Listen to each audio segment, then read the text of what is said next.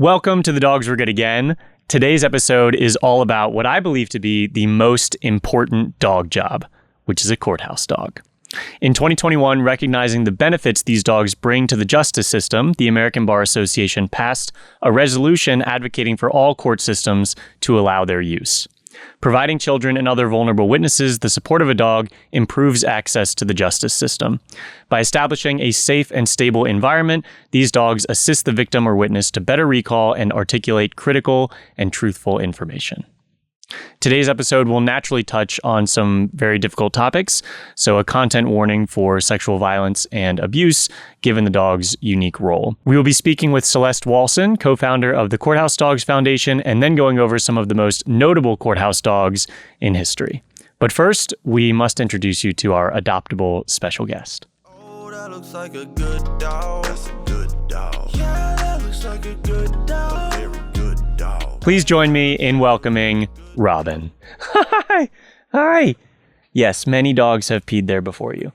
Oh my goodness. The bed is all yours. The whole bed. So Robin here is a 2-year-old, 13-pound Chihuahua Pug mix. She is available for adoption from the Hit Living Foundation here in LA. And this little girl is already a mom, which is kind of unfortunate, but she's all good. Hit Living says Robin was rescued from a local shelter after going into labor. She safely delivered her 6 babies, and we were able to get them when they were just hours old and placed them with an incredible foster who kept them safe and thriving. So good job, Mama Robin. Now that her babies are growing up, Robin has officially entered her no responsibilities era, and we're told that she is absolutely loving it. We hope to be a natural continuation of her no responsibilities. She is affectionate, gentle, and full of charm, as I'm sure we'll see. We've already seen it, but you guys will get to know her a little bit more. She adores her foster sister Quinn, and the two share a special bond. You will often find them curled up together or relaxing side by side. She even enjoys watching TV and being part of whatever is going on around her. Hello. Hello. I've captured her. She is loyal, loving, and happiest when she feels safe and connected. She would thrive as someone's spoiled best friend and soak up all the attention she so deserves. She is wearing a shirt because she recently had a cone on. Did she get spayed? Is that after her spay? Because no more babies. No more babies in her future. So the shirt is to assist with a little bit of a rash that she's dealing with. Robin's adoption fee is sponsored by Fair Isle Animal Clinic on Vashon Island. That's like close to Seattle, I think. So let's give them a round of applause. Thank you so much. They say that Fair Isle is thrilled to say hi to all of the dogs. So thank you very much. One less barrier to Robin's forever home. If you'd like to sponsor a special guest adoption fee, you can email podcast@weraydogs.com. In 2003, a prosecutor in Seattle brought her son's service dog to work because he wasn't needed at home that day. That dog, a golden lab mix named Jada, helped 2 8-year-old girls testify in a sex abuse case.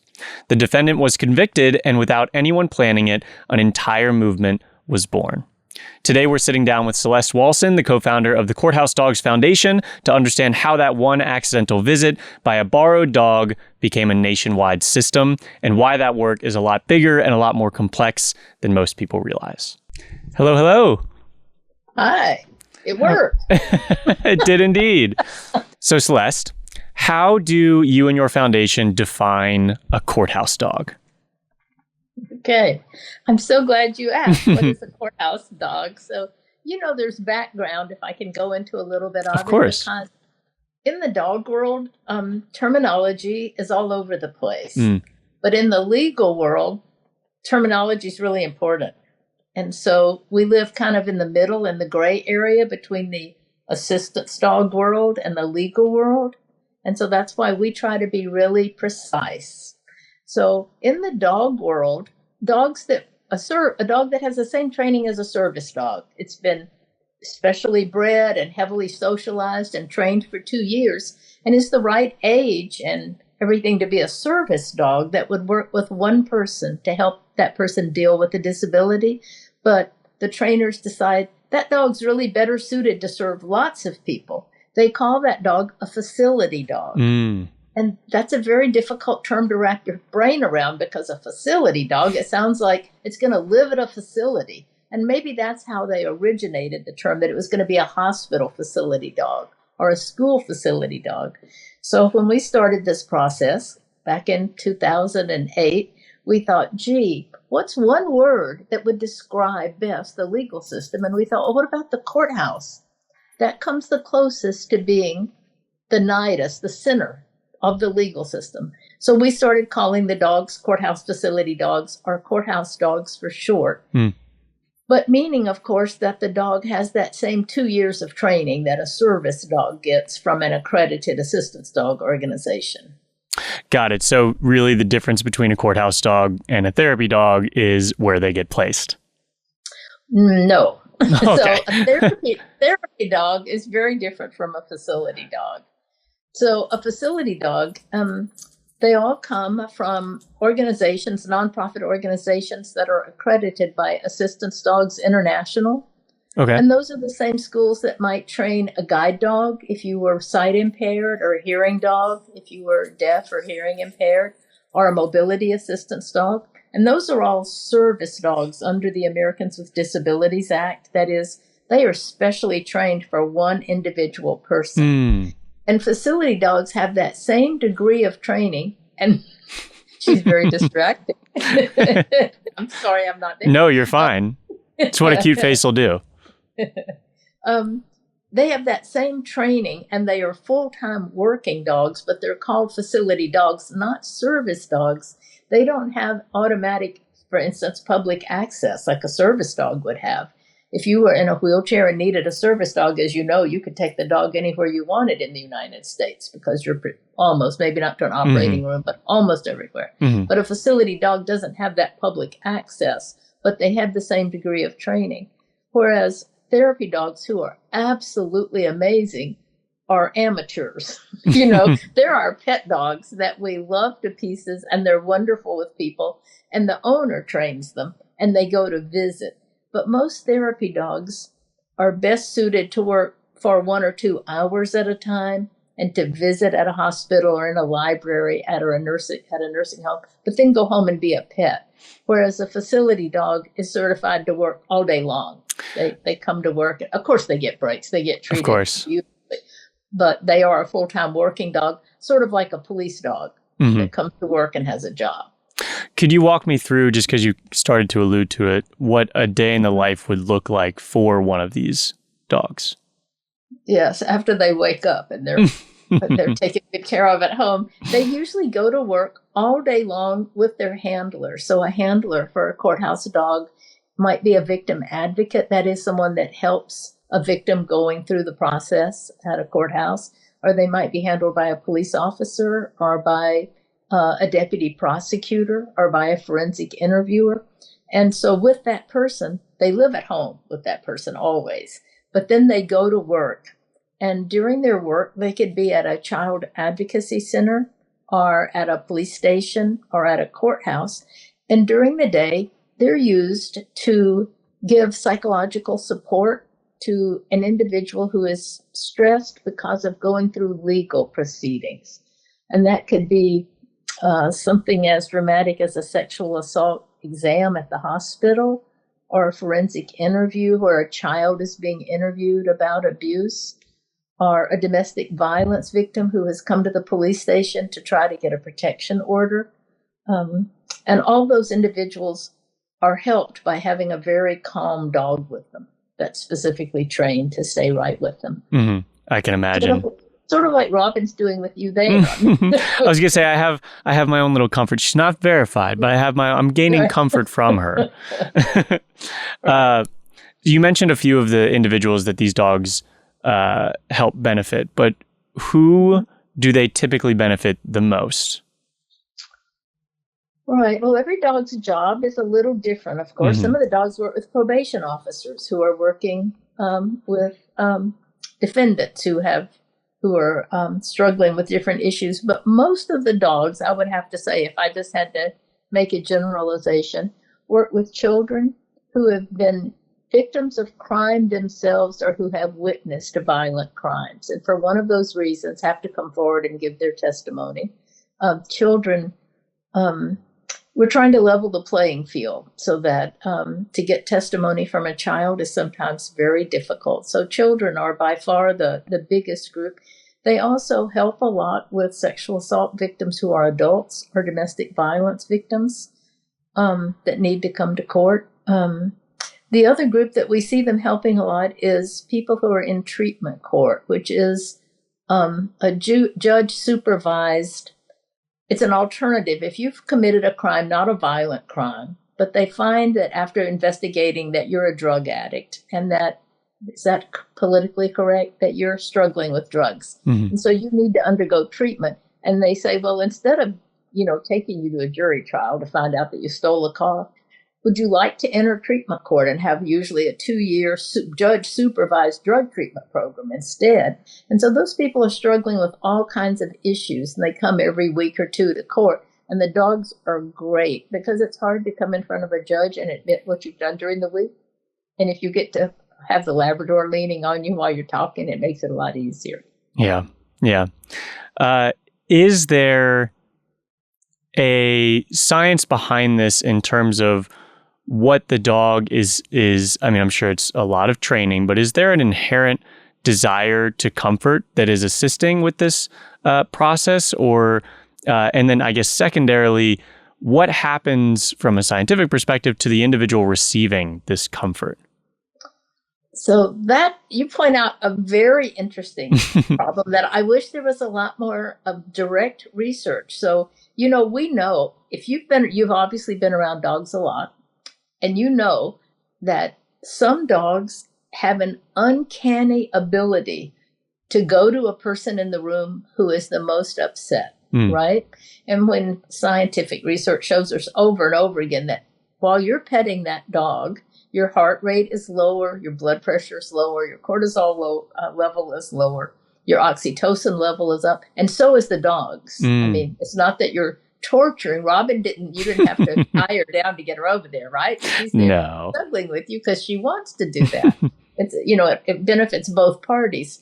But for dogs differ in their abilities to do that. And the professional trainers at the ADI, the Assistance Dogs International Accredited Organizations, are very good. They work with the dogs for many months, and they find out which dogs really enjoy this kind of work. So to be a courthouse, can I just sort of tell you about some of the characteristics of the dogs that are chosen? Please.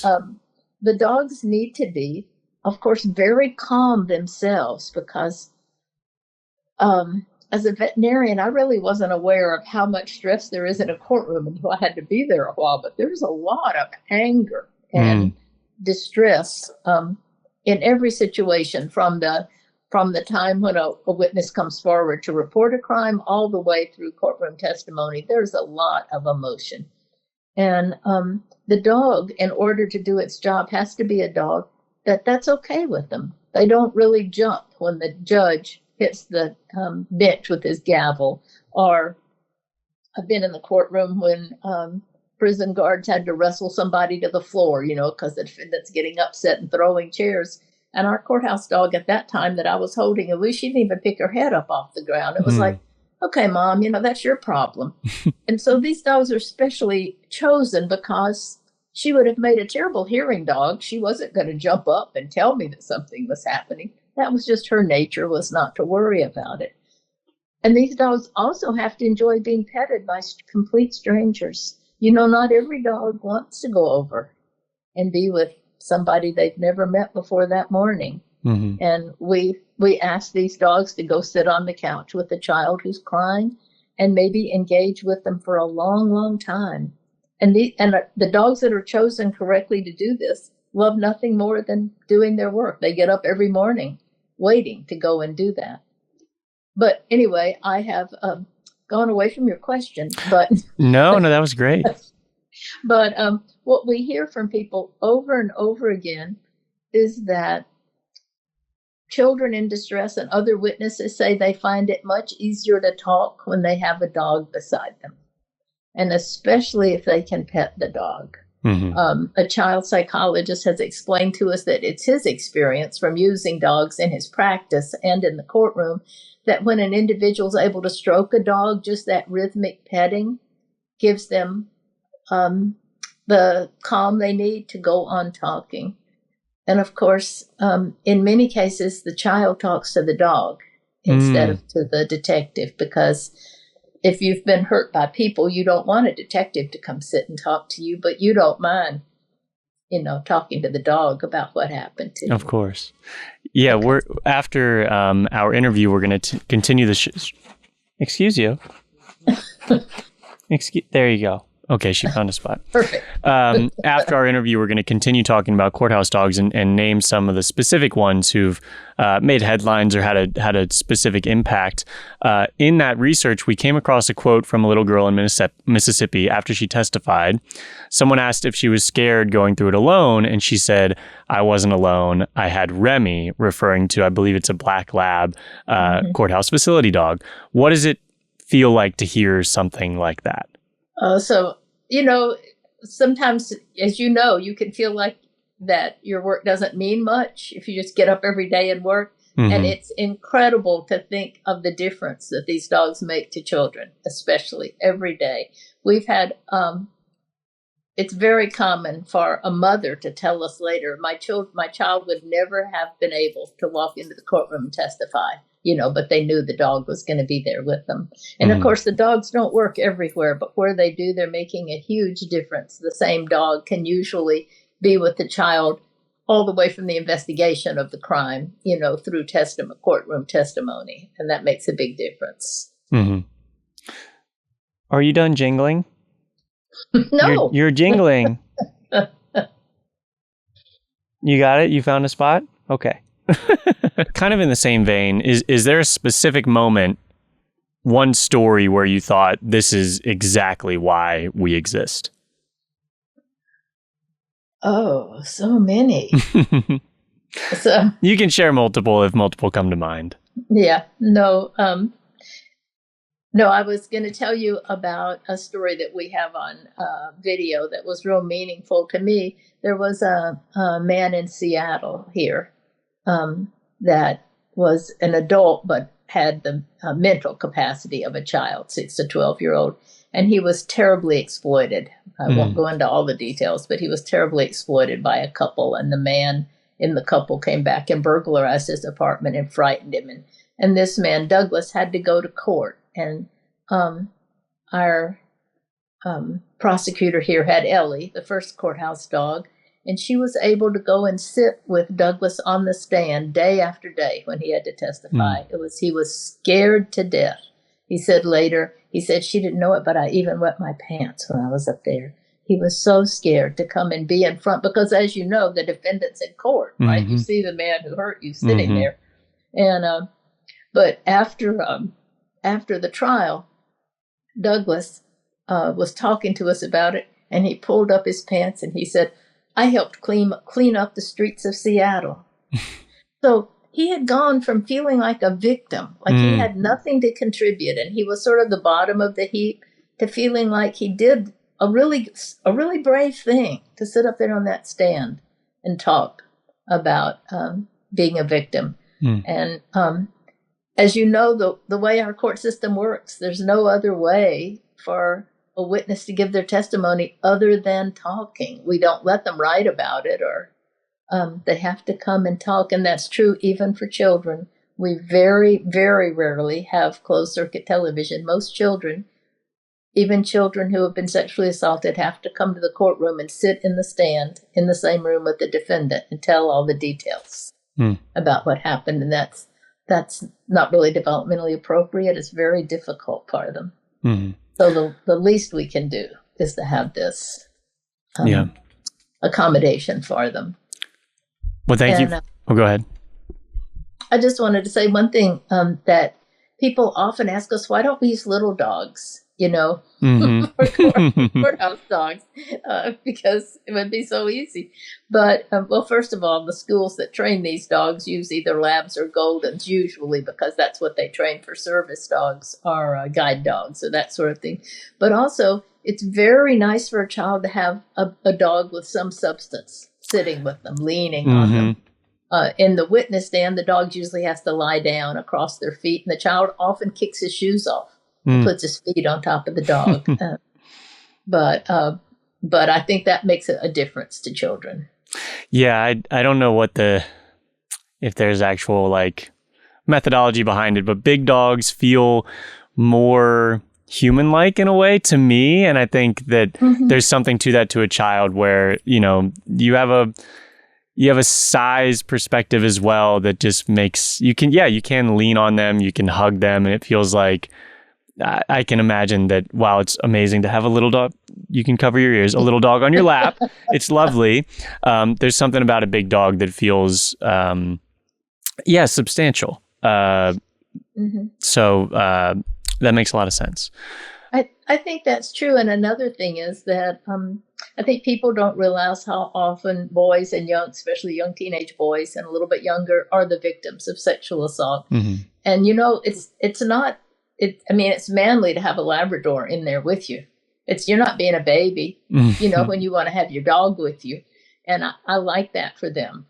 We have a video from a county here in Washington where a boy looked at the female detective who was interviewing me and said, I can't tell you about this, but if you will leave the room, I'll tell Aria, the dog. And after the detective left the room with the video running, with the interview, the little boy crawled over and lifted up Aria's ear and said, I hate to tell you this disgusting stuff, but I have to tell you. And then he told what happened, and that allowed the detectives to find the perpetrator. And they wouldn't have been able to if he hadn't been able to tell what happened. So sometimes having the dog there makes the difference. Yeah, I introed this video saying that I believe that they have the most important and impressive dog job, and you're helping me validate that opinion, Celeste. Let's see. We learned that you personally raised Junie, which Jeter's sister. Jeter helped inspire this entire movement. So what is it like to have such a personal connection to this entire genre, I guess? Right. Well, it's funny you should even mention that, but my son David, who was 12 at the time, and I went down to the airport to get our canine companion's puppy to raise. We had raised other puppies. We went down to get her, and she was so little, she came in the crate with her brother, Jeter, and they flew up from Santa Rosa, California. And so we knew Jeter when he was 8 weeks old, and we raised the puppies together, going to puppy class every week. And then we had no idea he would turn out to be the first part-time courthouse dog. He was a service dog for my partner Ellen's disabled son, which is how the whole thing got started. But it was amazing to see Jeter. He changed the whole world for me, for the whole legal system, being the first one. That there had been a smattering of dogs in the past that had been used once in the courtroom or something, but he was the first one that kind of opened people's eyes to thinking, hey, this could really make a difference. We should do this. Yeah, very cool. And that's so funny. Oh, sorry. We don't talk when the dogs are drinking. It's their time.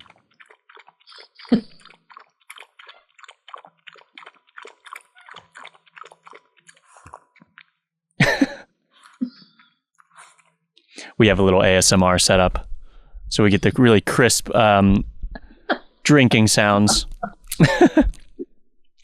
How many courthouse dogs are there now? It seems like it's still a rare thing, but I'm not sure. Right. So here in the United States, there are about 400 now. Okay. Around the United States. There are about 100 in Canada.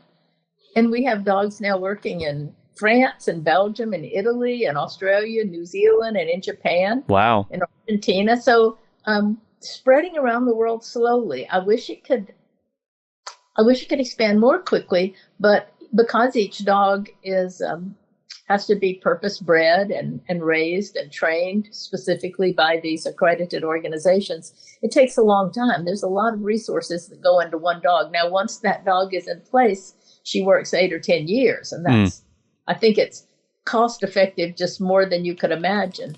But it's still, there's not an unlimited supply. You can't just go out and buy one. Mm-hmm. You've got to wait to be placed with one. Speaking of the expansion, because I'm sure it's hard to get buy-in from all of these different perspectives within the legal system. So when you were first getting started, who told you no? Because I'm sure it raised some eyebrows. I'm sure there were some skeptics, but who told you no over the process? Well, yes, we had some moments. And, we had one public meeting where a judge in Idaho, actually, was it in Idaho? I believe it was in Idaho, told us, over my dead body, will there ever be a dog in my courtroom? Wow. And that was interesting. And we've had a lot of judges and attorneys tell us they feel like that the decorum of court could be brought down by having a dog present. When they say that, Matt, they're thinking about their neighbor's Jack Russell Terrier. Exactly. And so what usually converts them is meeting a courthouse dog. And that's what makes the difference. We once gave a talk, I think it was in Idaho, to judges in a county who had been very reluctant. And they came in and we were going to give the presentation in the courtroom, and they all came and sat in the jury box, and we talked for about 45 minutes and listened to them. But then we called our dog out from the jury stand. And she had been in the jury box the whole 45 minutes and hadn't said anything. And she came trotting out and laid down at our feet. And they, to a person, said, "Oh, well, we could have a dog like that in the courtroom." They're just not imagining a dog that's been bred and trained to be the perfect invisible dog, which is what we have to have. In most court situations, the judge has to decide whether or not to have the dog present. There's laws in some states and not laws in other states. But in a best practice situation, the jury is sent out of the courtroom, and the dog and the witness get settled on the witness stand with the visual barrier between them and the jury. And then the jury's brought back in. They're told there's a dog there because the dog can sneeze or wag his tail and go whack, whack, whack, whack. Yeah. So they have to know the dog is there. But the dog isn't paraded around in front of the jury, too. The defense often tells us that they feel like it's not fair to the defendant, that it's prejudicial to the defense, that the witness or victim gets the dog and the defendant doesn't, and that it could lend more credibility to the child witness. But the judge can make that. There always has to be a motion ahead of time, and it's argued, and the defense can argue that. They usually now lose because the dog is out of sight, and the judge can decide it's worth it. The judge wants to get all the facts before the jury, and not just the one side that's strong and can speak loudly. They want to hear from victims and witnesses, their side of the story. I think you mentioned earlier that it's a leveling of the playing field as well. Mm-hmm. It's raising the ability for people who would have a less ability to be as vocal and as truthful as possible. I think I like the way that you said that, because it rings true. Right, and child witnesses frequently hide behind the wall of the witness box or cry or throw up, or they have to keep taking breaks because recesses because the child is crying. So it helps the efficiency of the courtroom to have everybody as dialed down and calm as possible, because the first thing that happens, when you start describing an extremely traumatic event that's happened to you, you start feeling those same emotions again. And the first ability you lose is the ability to speak calmly about what happened. I mean, you and I couldn't do it, let alone if we were 7 years old. And so whatever we can do to keep the child in that calm space in a legally neutral way. I mean, the dog's not nodding his head, or encouraging them to talk one way or the other. Of course. You'd be surprised that's why in a lot of states you can't have a human with you, near the witness box. Of course, because she could be raising her eyebrows or signaling to the jury one way or the other, but the dog, he doesn't care what. No ulterior motives. And he's not going to tell anybody afterwards. Of course. Of course. Where are the current gaps? What does a map of courthouse dogs in America need to look like in 10 years? Where is this going? Wow. Of course, I would absolutely love to have a dog in every county in the country. In France, the Ministry of Justice has decided that every department of France needs to have a courthouse facility dog in order to make things fair for children. And so they're working on that. They've got 38 right now, and they're working forward to have one everywhere. That would be a dream, right, for every county courthouse, to have a dog that's there for whenever they're needed. Right now, we're very West Coast heavy and Southeast United States heavy, and a lot in Illinois, but we don't have a lot in New England. There's one dog in Maine. I mean, he can't cover all of Maine, but he's trying his best. But yeah, we would like to see many more counties adopt this model as a support for witnesses and victims. Is it a specific? Whose buy-in are you after when you're looking to expand? Who is the ultimate, like, yes, you can bring that to our county? Well, Matt, I'll tell you, the person that it usually comes down to is the elected prosecutor. Okay. Because the dog most likely will be an employee, so to speak. Of course, yeah. The Victim Services Department within the prosecutor's office, or the district attorney, it's called in some states. Some of the dogs do work at standalone rape crisis centers, or they work at child advocacy centers or at family justice centers. But for the dog to be the most use, I guess we really do need the buy-in of the elected prosecutor. And most judges are very reasonable about allowing the dog. And as you know, even if the dog for some reason is not allowed into the courtroom, just to have the dog available to, say, a child witness in the witness room or the courthouse hallway playing and having a good time, that oxytocin effect lasts another 20 minutes or so. They can get in there and testify, and they know the dog's waiting for them.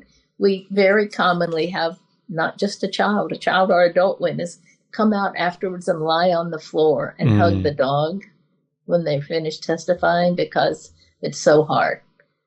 But so the dog doesn't have to be in the courtroom to make a difference. Yeah, that makes sense. What are some ways that people who are going to be definitely emotional about this episode, but drawn to action, how can they get involved with the Courthouse Dogs Foundation? Well, come to our website, courthousedogs.org, and check us out on our Facebook page, of course. We'll leave both in the description of this video. Okay, fantastic. And of course, as a nonprofit, we're always looking for donors, but also we're looking for volunteers who want to really help us and people who want to know enough about us so that they could promote the use of the dog locally. Because we have states that don't have any dogs. We would really like for people to know enough about this so that when they have the chance to see their prosecutor in the grocery store, they could say, you know, hey, Sarah, how come we don't have a courthouse dog? So, yeah, we'd like for people just to know enough about it to want that service for their children or for their friends. That's great. And then, Celeste, my final question, one that I ask all of my favorite people, is why do we love dogs? Oh, well, I think I actually know the factual reason. That's fine too. Because what we're told by our applied animal behaviors is that we've evolved with dogs for so long that we have a relationship with them that we don't have with any other animal. I mean, as much as we might love our cats or our horses or whatever, it's different with a dog, right? We have a more back and forth. They depend on us as much as we depend on them. And I think that feeling you get when you're with your dog, like, I can relax now. One thing we often say is that when the dog is at the courthouse or at the child advocacy center, at least in our culture, it makes it feel like home. We all associate home with a dog lying in front of the fireplace or, sleeping right where we need to walk in the kitchen. But it means home and security and safety to all of us, or almost all of us, I think. That's a very beautiful answer. That's very well said. Celeste, is there anything else that I didn't ask you that you really want to talk about that you think our audience should know? No, I think you've covered it, Matt. You do your research. Amazing. Yeah, we try to. Yeah, and there's great examples of these dogs all over the country. So love for people to go find out about their local courthouse dogs. Yeah, we're about to hit them with some specific dogs, but Celeste is right. See if you have a courthouse dog in your area, and I'm sure they're doing phenomenal work. But yeah, Celeste, thank you so much for joining us today. Please go check out the Courthouse Dogs Foundation. Once again, we'll leave a link to their website and Facebook. Is it just Facebook? Do you guys have any other social media? No, not really. Nothing to keep up with. Maybe a little bit on Instagram, but not too much. We try to talk about the dogs. We often can't talk about the cases. Of course, so yeah. A little bit, yeah. We kind of have to walk a fine line. That makes sense. About the work the dogs do. That makes sense. Well, both of those will be in the description. And yeah, please give your support to the Courthouse Dogs Foundation. They do wonderful work. And Celeste, it was so great to have you today. Thanks for inviting me, Matt. Of course. Take care. Thanks. Bye-bye. Bye. All right. As I mentioned, before we go, we want to walk you through some of the dogs themselves. Behind this foundation are specific dogs whose stories tell you pretty much everything you need to know about why this work is important, why it matters so much. She alluded to some stories that you can tell. All of them are going to be very emotional, but they further my opinion that, yeah, these are some of the best dogs out there. So we start way back in 1989 with Sheba. She was a retired seeing eye dog who assisted child sexual abuse victims in the Special Victims Bureau of Queens in New York, their district attorney's office. So as Celeste mentioned, before there was an official part-time courthouse faculty dog that we'll get to, there were some dogs that made their rounds in various courthouses before then, but without a really defined role. Sheba was one of them. Then in 1990, we have Vax, a German Shepherd who made a courtroom appearance at the feet of a 5-year-old girl in a preliminary hearing in Rankin County, Mississippi. Shout out Vax. Then we have Jeter, the one who started it all. Technically, he wasn't even a courthouse dog. He was the service dog of prosecutor Ellen O'Neill Stevens' son, who had cerebral palsy. On days he wasn't needed at home, Ellen brought him to juvenile drug court. Word that he was there spread fast. A prosecutor soon asked for Jeter's help with 8-year-old twin girls who were hesitant to testify in a sex abuse case. The twins' mother described how he approached the girls in the hallway and placed his head on their laps, somehow knowing they needed him. The girls were able to testify, the defendant was convicted, and demands for Jeter's help continued to grow. Ellen quickly realized the court needed a dog of its own. That one unofficial courthouse visit by a borrowed dog set off this entire movement. Then we have Ellie, who Celeste also mentioned. That's Ellie and Jeter in this photo. Ellie was the first official courthouse faculty dog. Ellie began her career in 2004 and served until her death in 2015. She provided comfort to child and adult crime victims and their families as they went through interviews, court hearings, and trials. A developmentally disabled 57-year-old man named Douglas, okay, this is the story that Celeste told us about, recalled how Ellie helped him testify against a man who had harmed him. He said, "It was like I had no other friends in the courthouse except Ellie." Her legacy was so enduring that when a new victim services center was established at the King County Courthouse in 2018, it was named Ellie's Place in her honor. Then we have Rosie, possibly the most legally significant courthouse dog in history. In a Poughkeepsie courtroom, a 15-year-old girl was asked to identify the man who had sexually abused her for 4 years. She seemed to freeze, then Rosie's furry snout came up over the stand and nudged her arm. The girl's demeanor changed and she was able to point out the man and continue her testimony. He was found guilty and faced 25 years to life.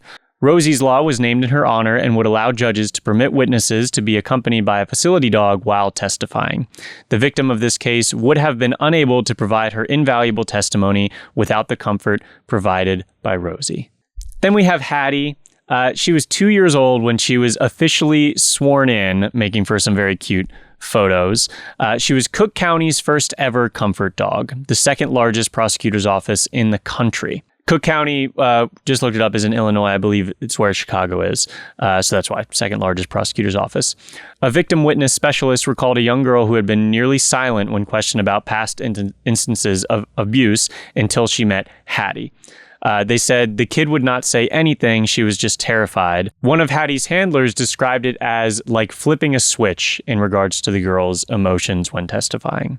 Hattie was trained in part by prison inmates in southwestern Illinois and was expected to handle 150 to 200 cases every year. So this dog went through a prison program, which we've talked about before on the show. So Hattie has quite the resume. This is Astro, and we have a story that's about a boy, but I don't think that is the boy, but just for reference. A boy was so distraught he could barely enter the courtroom. When Astro sat quietly at his feet and the boy clutched the leash, something changed. His body calmed, his voice steadied, and he was able to testify. The person who witnessed it wrote, "The dog didn't just comfort him, it made his voice possible."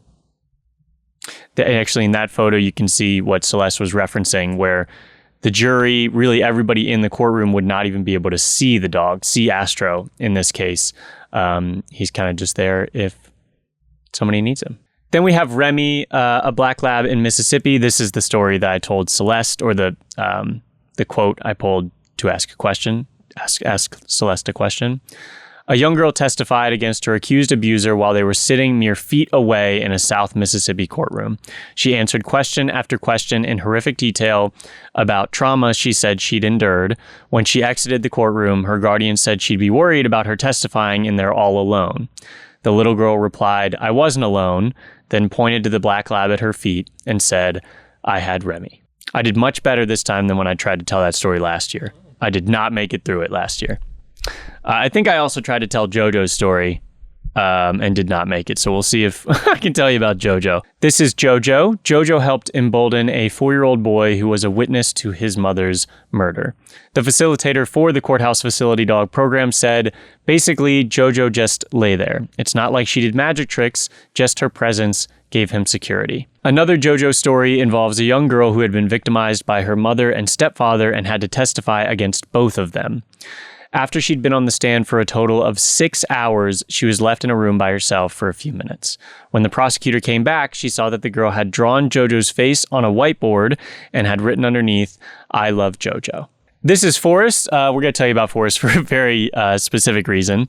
He's a 4-year-old black lab retriever mix. He works in Texas's Rio Grande Valley, and he's been trained to play the card game Uno with the kids and even paint, as you can see in this photo. He uses his mouth to manipulate a paintbrush with a tennis ball affixed to its handle. This is Tripper Chavez. He works in New Mexico. He works in the Family Visitation Center. His presence can help create a smoother visit when relationships are fractured or new. When he senses a child is anxious, the 90-pound dog will position his body between child and parent, acting as a calming buffer. This information is from Carrie Lee Cloutier, probably, CEO of Chavez County CASA. Tripper also helps facilitate activities for families to play during visitation. In one game, Tripper lays down on his side and his handler covers his body in little plastic bugs. He patiently holds that position while the child and parent take turns plucking the bugs off with tweezers. It's like Operation, I guess. This gives the family a chance to bond while maintaining a sense of security. Cloutier says there's this boundary right in the middle, this soft boundary that's both safe but reducing the stress so relationships can start to build. Then we have Dozer and Lupe.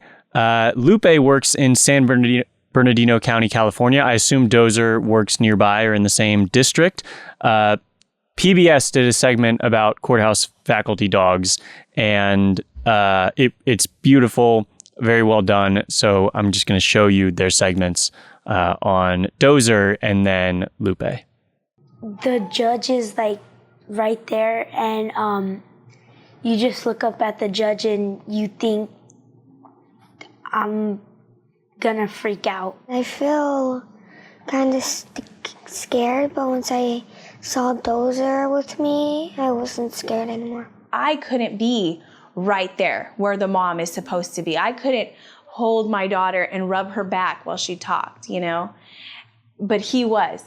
He was able to say, you know what? I'm not going to leave you, and I'm going to sit right next to you, and you could pet me and you could talk to me. You know, I don't know if they would have made it through without him. It's so silly because it's like, it's just a dog, you know, it's just, But he is a superhero. Like for my girls, I know he is. The other lab, Lupe, was tasked with calming 2 young boys, one allegedly abused by a relative.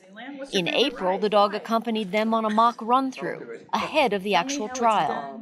I had a rape case for a child that was raped from the time he was 4 to 10, and was all alone, couldn't tell anybody. It was very difficult for him to have to describe what he went through. The young victim was really nervous, really stressed.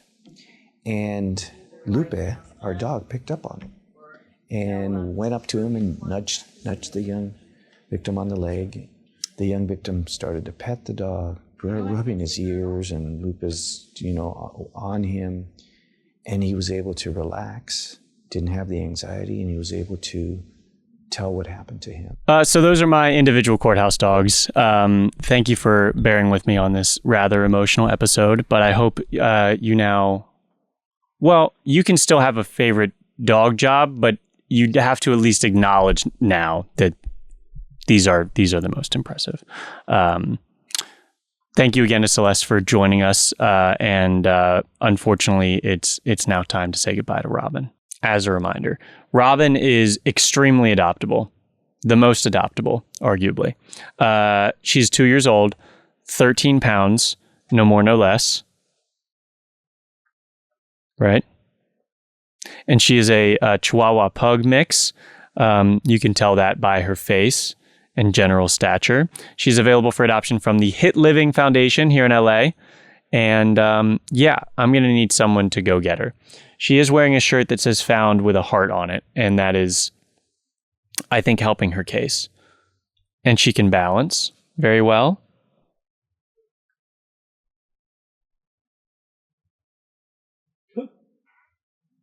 I hope we're just zooming on her face.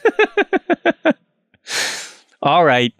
As always, the Adoptable Dogs link to inquire about her is going to be in the description of this video and all of our socials. If you enjoyed this video, give it a like, subscribe if you haven't already. If you're listening, add us to your playlist on Apple or Spotify Music. Nope. Apple Music or Spotify. And we'll see you next time with another Adoptable special guest. Oh, that looks like a good dog. That's a good dog. Yeah, that looks like a good dog.